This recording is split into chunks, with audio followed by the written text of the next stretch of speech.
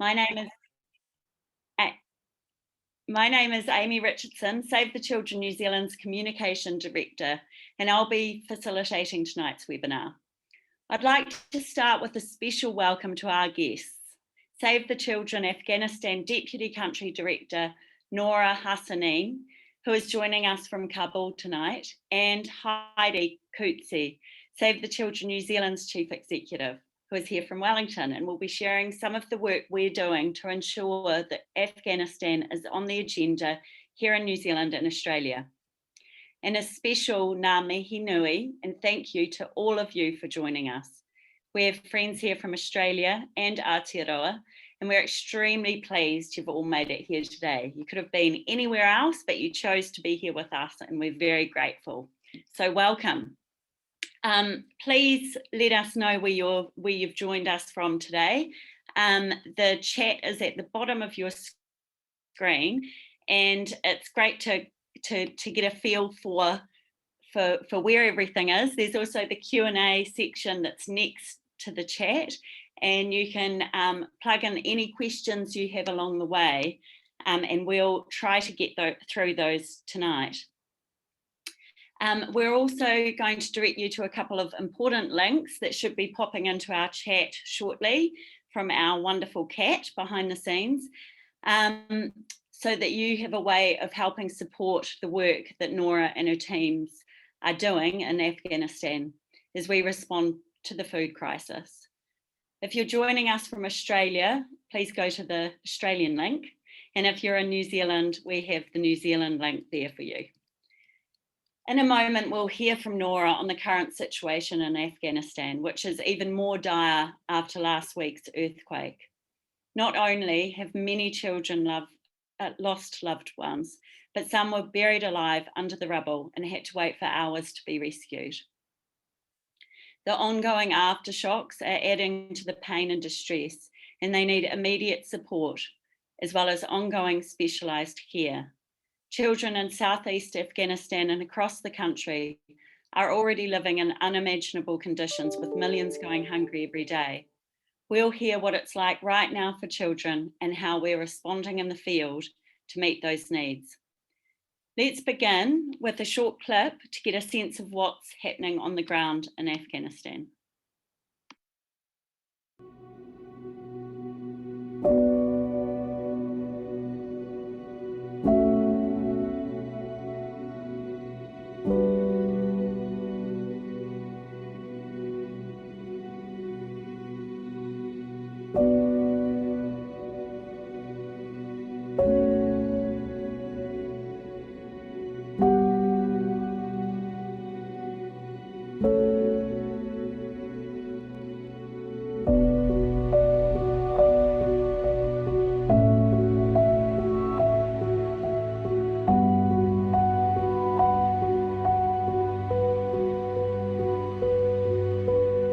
We have resumed our activities in Kandahar today. My team of 3 mobile health teams were in the field, providing health assistance to children in the field. We discovered today levels of malnutrition that are quite shocking in some of the districts, and so our medical health, we're working on addressing those.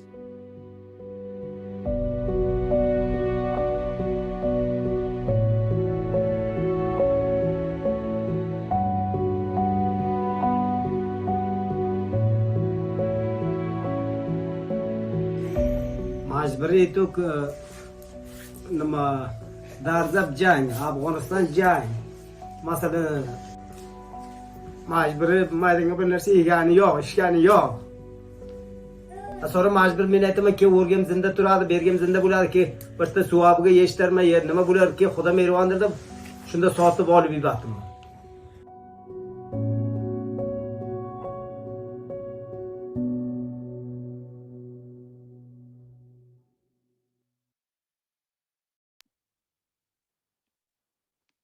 Nora, I'm hoping that you're still with us. Yes, you are. Great. I've heard that you're having some trouble with the internet stability over there. So let's hope that you can stay on the line. And if you need to go to audio only, that's absolutely fine. So the short clip that we've just seen gives us a little context of the situation for children in Afghanistan, and that was before last week's earthquake hit. So tell us, Nora, what's happening on the ground in the earthquake impacted areas at the moment? Hi, everyone. I hope you can hear me okay. So yeah, hi from Kabul. Thank you all so much for joining. It's great to see so many people interested in hearing from what's happening in Afghanistan. And yeah, as was shown in that clip, and we'll hear later, the needs are really severe. And so seeing people's presence and solidarity from around the world is very helpful. Also from a mental health and morale boosting perspective. So thank you. The situation in Afghanistan is dire. I've worked in emergency responses with SAVE for nearly 10 years, and this is definitely one of the worst I've ever been in. The earthquake, I mean, even before the earthquake, the economic collapse, the hunger levels. Like currently in Afghanistan, we're seeing the worst drought since records began. We have acute economic collapse of the public health system, education system, floods in the east. There's acute watery diarrhea or cholera outbreak. There's still the impacts of COVID. Poverty is through the roof. 97% of the population don't have enough food to eat. Hunger levels are really severe. And now we've had the worst earthquake, I think, recorded in 2 decades in the southeast, which is a really, really poor area anyway. It's kind of just feels a bit relentless, to be honest. We had 770 people killed, 150,000 people injured, but those figures are changing, and as the context evolves and we get more information. The earthquake happened on Wednesday, and it's in an area, like Save the Children, we have presence in about 16 provinces around Afghanistan, and that is one where we don't have pre-existing presence. But when it happened, it was obviously so severe, like we have to do something. So the earthquake happened on Wednesday. We sent our team on Friday, and they're living in tents right now. They don't have latrines, but they're amazing. And so they've already started assessments. So they've been working in coordination with other agencies to begin assessments. And as of yesterday, we already started emergency cash distributions to vulnerable families. We're aiming to reach 1,000, though that number, we're now going to increase to 2,000 families with emergency cash. And so the first 176, I think, households received their cash yesterday, and then it's ongoing today. We should hit 400 households by the end of today. The needs are just so full on. I was having a call with our team lead, a guy called Mushfiq, who's been with Save the Children all in Afghanistan also forever. I think he's coming up to I can't remember, I think maybe 15 years, and has been with us through the Jalalabad crisis in the east. I don't know if you heard about that. A few years ago, it was a big crisis, affected our teams. And you can hear in his voice, when I was speaking with him this morning, the levels of personal distress. He's never seen anything like that before, and distress amongst the team. But they're all doing their best and doing a really, really impressive job with very minimal infrastructure. He was saying about how people have just lost everything, right? So because it's already a very, very, very poor district. People live with their extended families. So in one house, you might have 30 people living there with loads of children. And so when those houses collapsed, people then lost just, whole families would be wiped. The team met with one young girl, Mariam, age 12. who lost her parents, her siblings, and extended family, and is now alone. Yeah, they've lost all their stuff. Many of them are scared to go back in the houses, even if there's a bit left to retrieve anything. There's clear mental health distress. There's still injuries.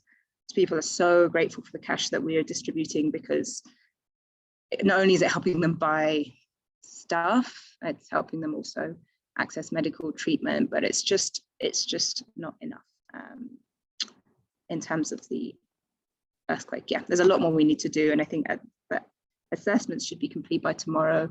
So we'll be regrouping then to see what we do beyond that.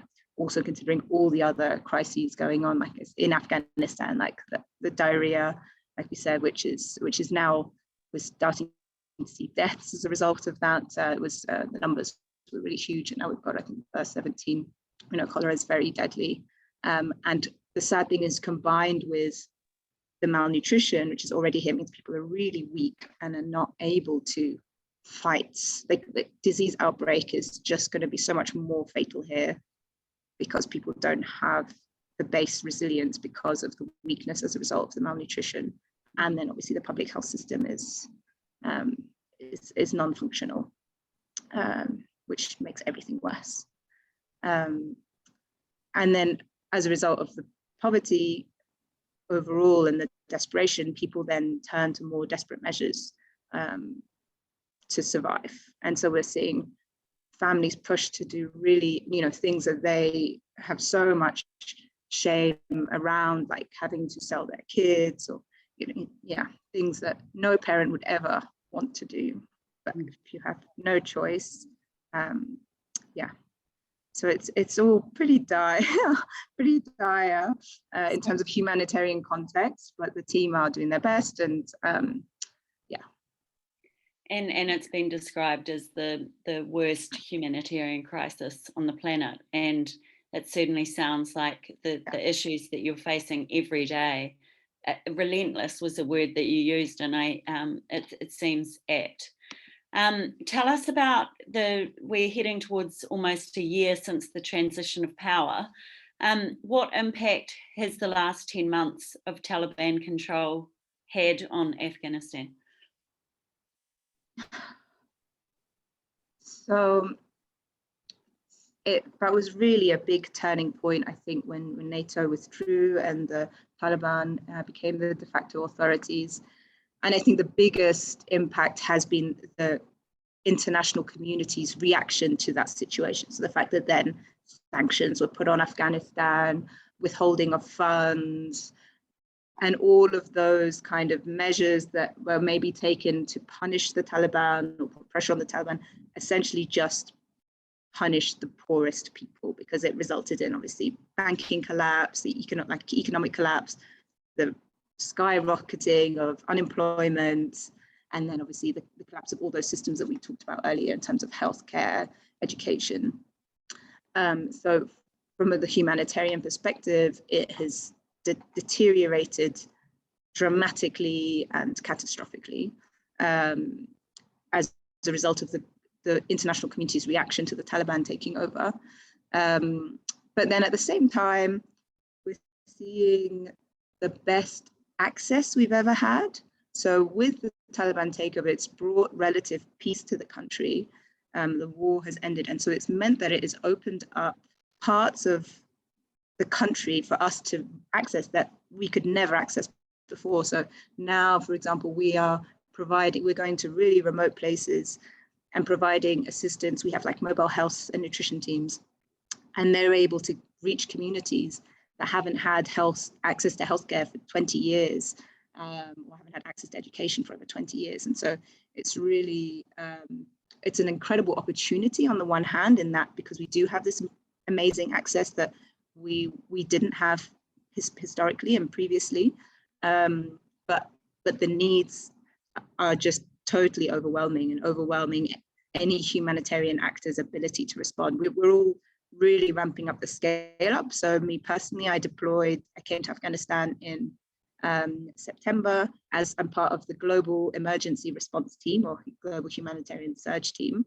to support the scale up. And a lot of the global surge teams came, and we've now tripled in size in terms of our response. Like I said, we have about 66 mobile health and nutrition teams.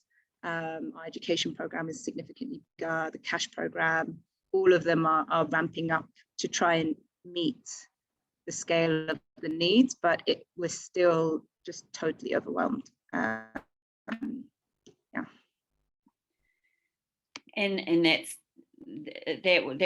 moves me on to our response. So I wanted to show another short video about some of the work that you and your teams are doing in the field.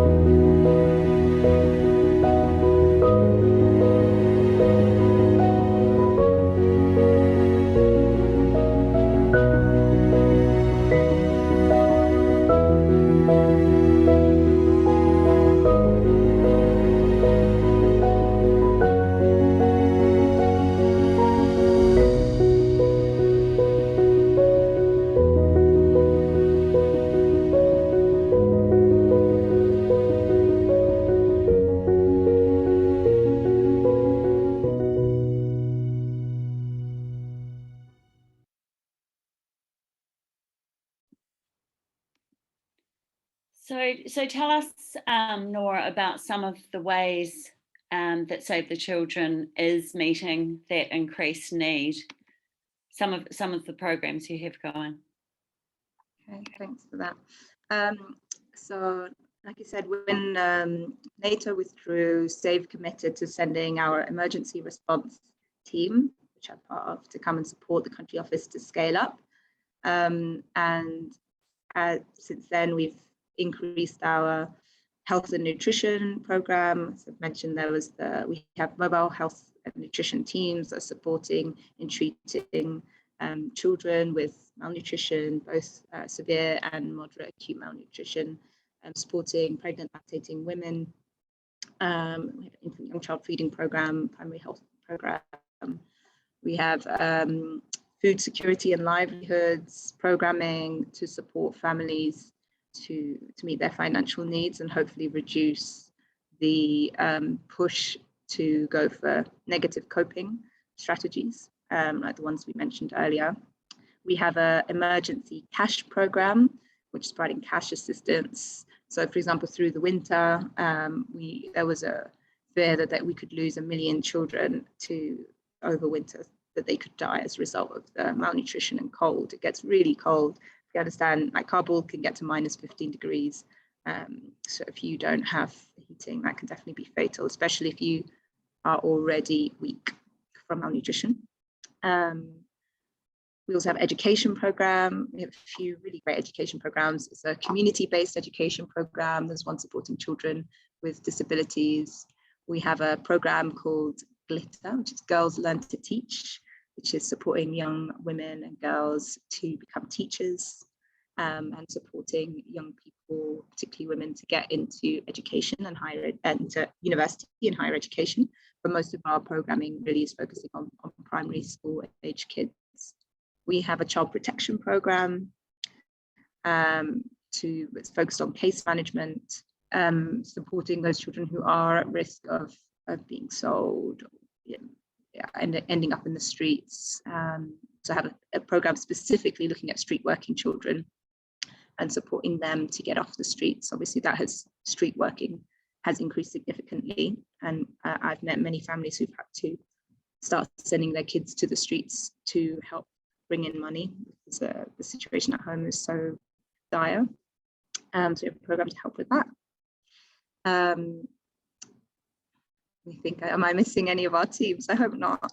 The programming is I'm really proud of the scale that we've gotten to, how remote the teams are going. Like, we have some projects where the team are going to reach such remote communities, they're having to take donkeys to get there because cars can't go. It's just so far out, and having to stay in different communities for periods of time and come back.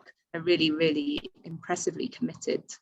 But at the same time, the teams are just still overwhelmed. So, like, for example, our mobile health and nutrition team used to see around 30 to 50 patients a day.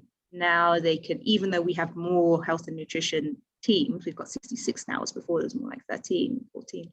They're seeing like 200 patients a day. So they're working from the moment they arrive to the moment they leave. They don't have a moment to go to the toilet or to pray. Here, obviously, it's a Muslim country, people pray 5 times a day. There is no moment to pray. Like, it's just back-to-back patients, and they sometimes can't even get through them all. And when I visit, the patients are really begging us to come more regularly, because we'll say visit a community 1 day a week, because we're having to try and get through so many communities, and it's just so overwhelming and tough on the teams. But they're doing their best, and we are doing our best to keep scaling up to try and help the teams be resourced enough to be able to meet the needs, and to come up with different types of ways of reaching communities effectively and supporting them through this integrated multi-sector model. So obviously one family to get a family to sell their kid, there's so many factors that contribute to that, right? And so having different programming options, so education, so that there is an option for their kid, they hope for their kid to go to school, cash assistance so that they're not so financially vulnerable, nutrition and health assistance, food security, livelihoods, water and sanitation, which I forgot to mention, that's one of the things. All those things together hopefully will have greater impact in terms of the outcomes for those families, which we are seeing. And that is, I think it's those hopeful moments or those success stories that keep the team going through such difficult conditions. That was what I was going to ask next, actually. How does it feel when you do see that impact on presumably on, you're seeing the need and the overwhelming need, but you're also seeing the impact of your work probably on a daily basis too. So tell us about how that feels. So that's the best bit about the job. I think that's the bit that makes all of the difficulties worth it. When we see and hear success stories. So I was visiting our street working children's program just a few weeks ago, and met this one girl who, was in the street like her. She didn't have parents and was having to work on the streets to survive and work. And she ended up also doing some domestic work and suffered a lot of abuse as a result of that. And so her and her sister, and we had a program that sort of tried to give her alternative income generating options and support her in different ways. And it was just really impressive to see her doing better. And she spoke about the confidence the program's given her and how it's been transformative for her life. And she feels she can do anything now, and which is great. And she's talking about how she feels really supported in the mental health. We also have a mental health program, how that was really helpful for her. And so I think that was very motivating on a smaller scale, but things like that are really, really great. And we've had, through our cash transfer programming, family say, and child protection programming, where our caseworkers have work very closely with certain families to try and find alternatives to the negative coping strategies they've had to adopt. And hearing families say they, were planning on selling some of their kids and now are not going to do that anymore, or feel that they don't need to anymore, is just great. Because, yeah. And seeing some of the, the children featured in the video, given life-saving food, and that just seeing them thrive or smile and do all the things that babies usually, we think babies do, is just amazing to see the results of that. But also, on the other hand, I imagine must be just so hard to meet the needs of everyone every day. And so your teams must have to be just so amazingly resilient, and it sounds like they are. I'm just going to move on to a question for you, Heidi. Heidi, fantastic to have you join us as well. Tell us about, we know that many of the supporters here tonight have already given generously to our appeal and are thinking of ways that they can help. Tell us about some of the work that Save the Children New Zealand is doing to support Afghanistan at the moment. Thank you, Alan. A good evening to all of you out there. Last month we launched our winter appeal, and it is to raise the vital funds to assist the incredible work that Nora and her team are doing in Afghanistan. And so far we've raised close to $120,000 because of generous Kiwis. But as you can hear from Nora, so much more is needed. And so the call is there to get online and support the work that they do. But we've also recently launched a campaign called Messages of Hope. And this aims to raise awareness about girls and their education in Afghanistan. We know that education is a lifeline for children, and especially for girls. Without it, there's an increased risk of violence, abuse, and exploitation. So Messages of Hope provides a way to stand in solidarity with these girls in Afghanistan who are struggling to access that basic right to education.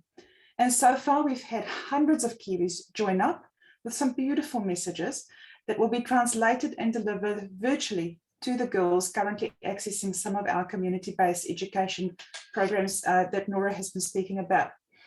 And we hope that these messages will offer some hope to these girls and knowing that the world cares about what is going on in Afghanistan. And I'd like to share with you one of these messages. I want you to remember this. Nothing stays the same. Everything changes. Reach for the stars. You are important. Your thoughts and feelings are valued. And so thank you to everybody who has contributed to that campaign. Thank you so much, Heidi. And Kat has been popping in the chat the donation link as well for New Zealand and Australia, and also the link to the Messages of Hope campaign that Heidi was talking about. We'll go on to some questions from the audience, so feel free to either pop them in the Q&A at the bottom of the screen or into the chat, which they'll get to me. I've got one that's come in prior to the webinar from our recent youth representative on the political hot seat that Save the Children was part of. Quilla from Portaporty, Dunedin is 17, and she wanted to say this, Nora, that I'm in my final year of secondary school and until recently have probably taken my right to an education for granted, as I've been lucky enough to never have that threatened. My friends and I have been thinking a lot about girls our age in Afghanistan and wanted to know how they are feeling as they struggle to get back to school and what Save the Children is doing to support their learning.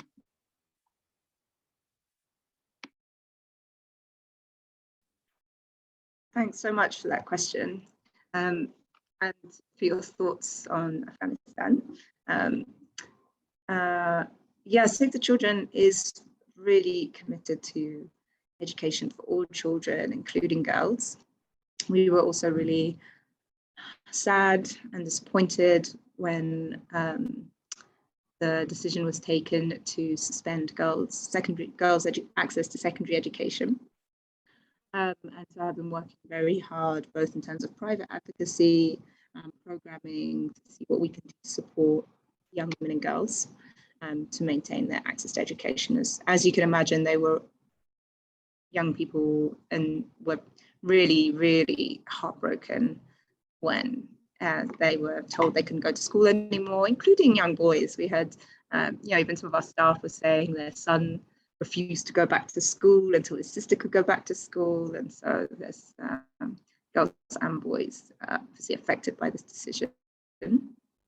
So what we're doing here, we have most of our programming is focused on primary education. We have community-based schools, but we also have education programs targeting girls.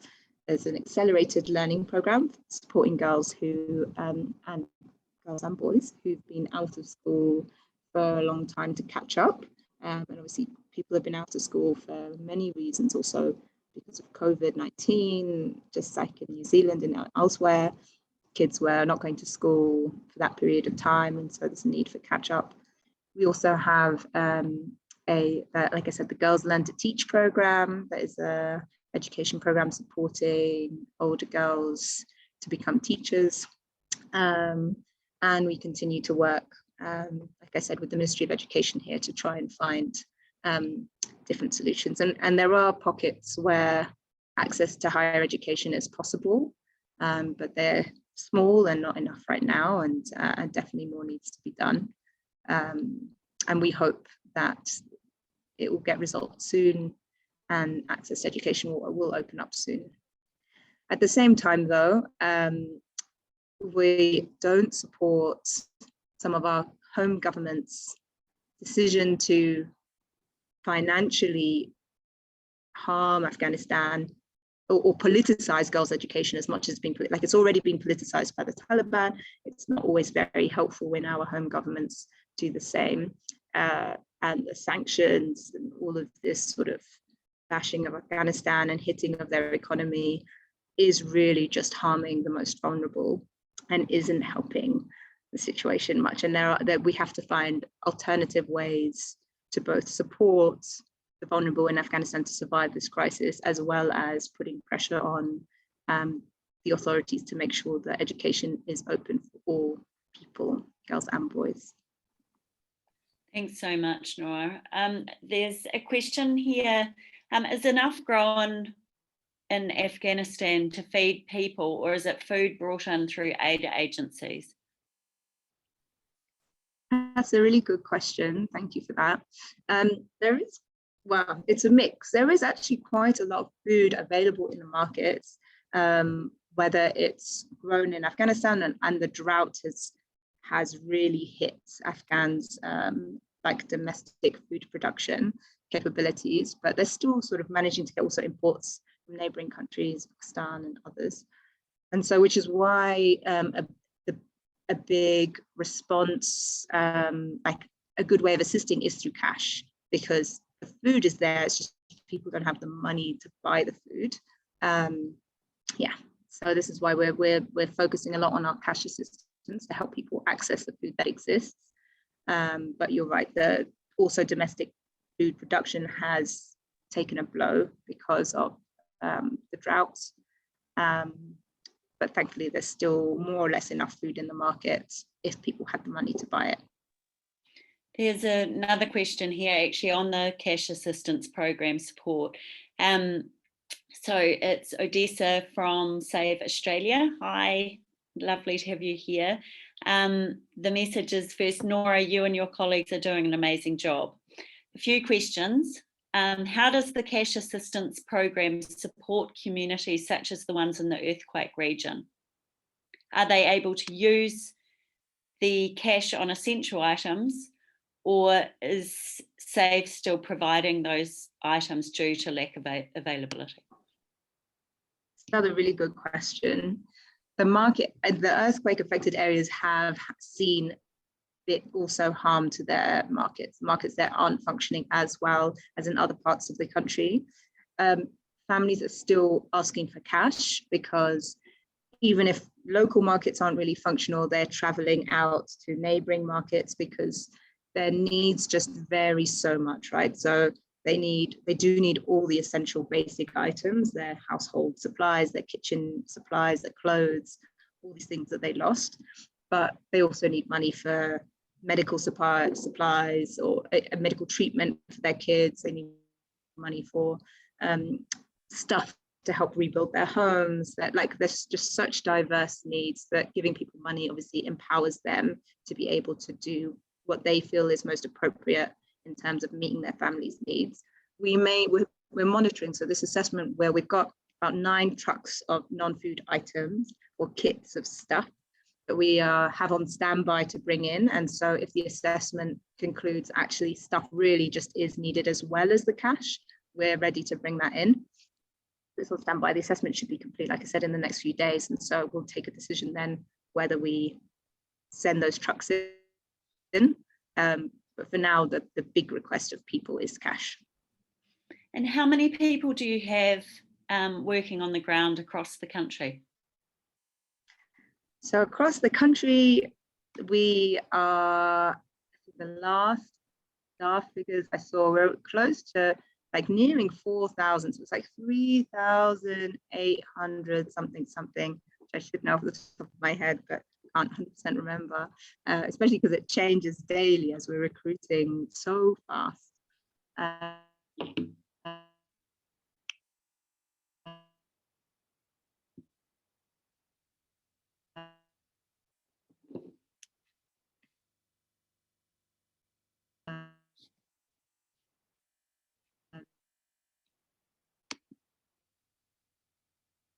Nora, I think we're losing you.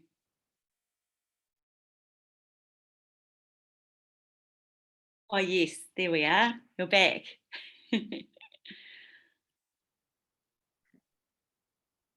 Great. Sorry. Great. I don't know, at what point did you I think we manage to hear the numbers? Around 3,000, was that right? Yes, it's 3,800, close to that. We're getting close to the 4,000 mark, but that's a mix of staff and volunteers. So really massive volunteer pool, yeah. Yeah, well, that was actually another question that's come through our Facebook chat, is around how can someone volunteer to be there to physically help people? How does that work? So volunteers at the moment are all Afghans, and so we're really prioritizing and focusing on Afghan volunteers. It's, as you can imagine, when there's crisis, it can feel really disempowering and overwhelming.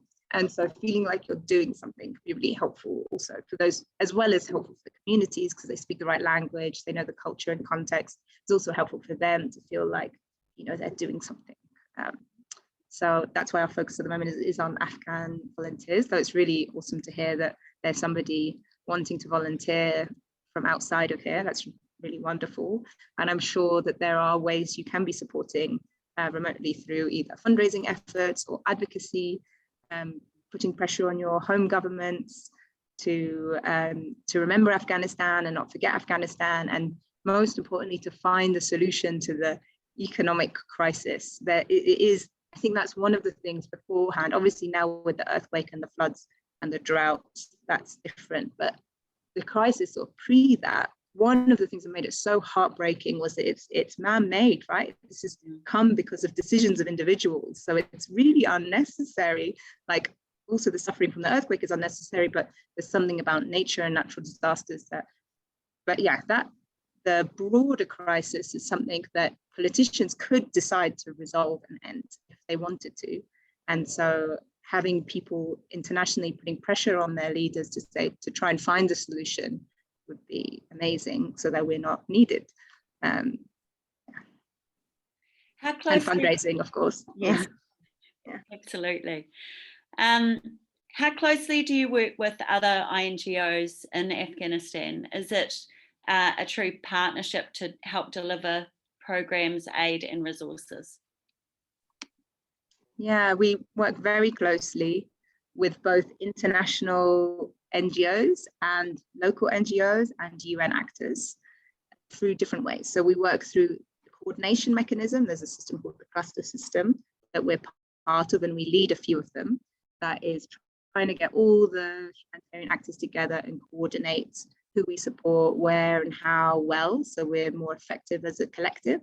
We also work bilaterally with certain local organizations and international organizations, having partnerships to deliver aid together. So we have about 9 provinces around Afghanistan where Save the Children doesn't have our own office, but we do have activities. And that's because we fund other organizations, mostly local organizations, to do their great work. So we do work very closely with other agencies, either through coordinating or through a direct financial partnership. Yeah. That's right. And collaboration is more important, isn't it? Particularly in any areas like this, where it's such a massive crisis. We can't do it all on our own. One of the other questions here is, hi Nora, thanks for your great work. My question is about shelter. Are tents or some form of shelter being provided for families? Yeah, shelter is clearly a huge need with the earthquake response. Actually, even for our teams turned up because it's an area we don't work, right? So we thought, oh, that'll be somewhere we could stay. They rocked up on Wednesday at 8 p.m. and then realized there's nothing, and they didn't have tents with them. And so borrowed some tents to keep them going for the first few nights, and all sharing tents. We're gonna get that sorted soon. So it is a need. It's shelter is not something that SAVE has been doing huge amounts of work in.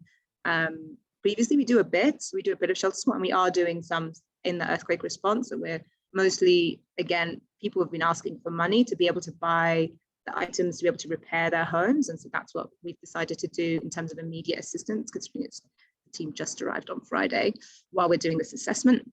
If this assessment finds actually it's going to take people too long to rebuild their homes and tents are needed, so we don't want to have lots of unnecessary plastic, but if that's really the need, then it is something we can do for sure. And we work very closely with other agencies like IOM and others who have pre-positioned supplies that we can draw down on to use if needed.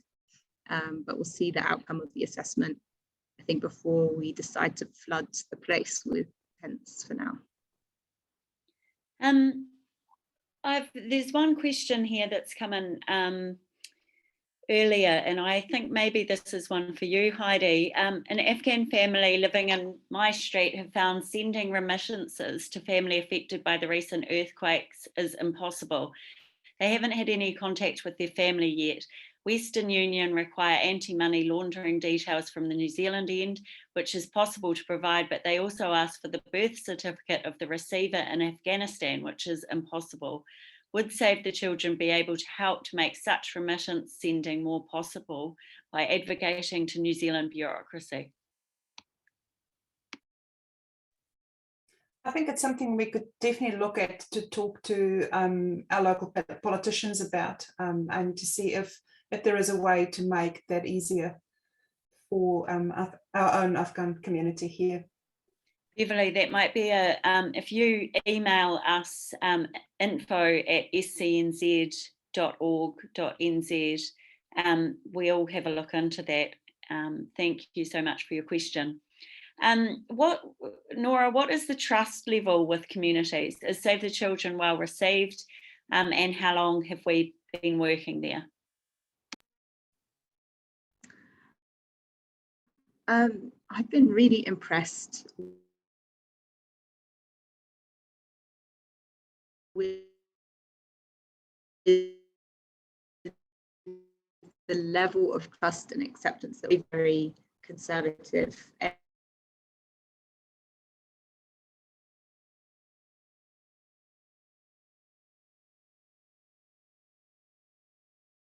I mean, we fully support the program, but worried about how the community would really react to that. And when I went, I was just blown away. These like religious leaders, community leaders, all coming to me saying about how much they respect Save the Children, how grateful that they are for us being here, how they want the Girls Learn to Teach program to expand, and they want more of it, and how committed they are to their daughters' education, and how if we have any problems, they'll protect us.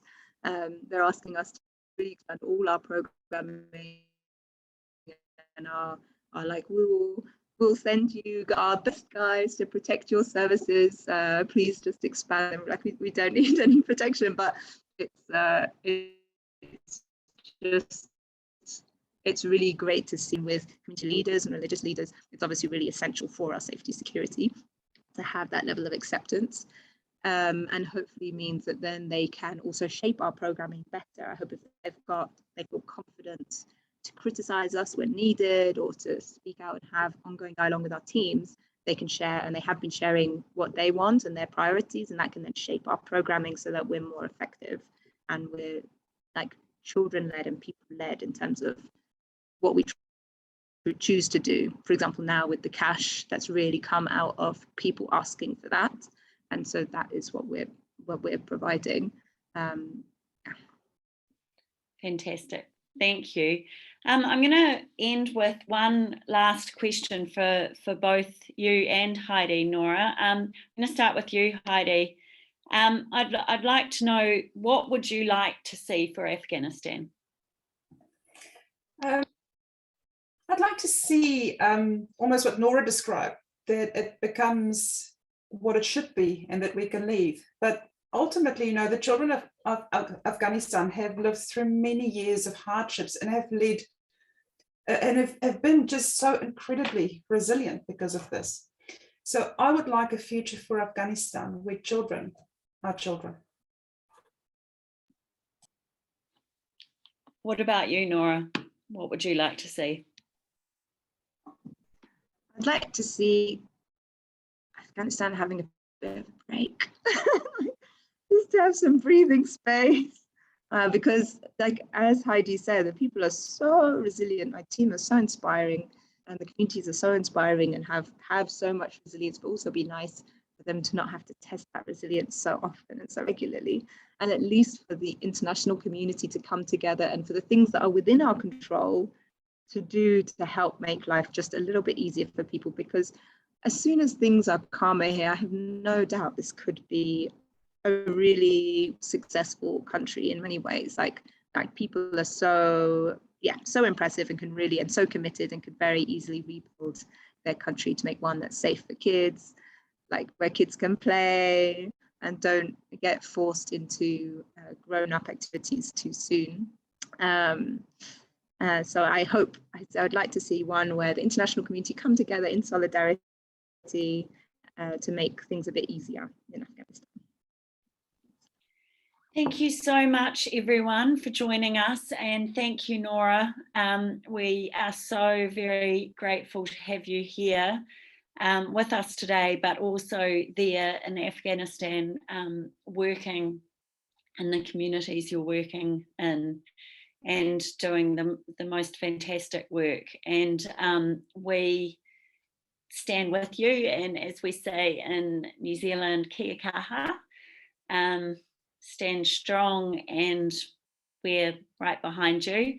Thank you, Heidi. Thank you to everyone for joining us, and I will say bye.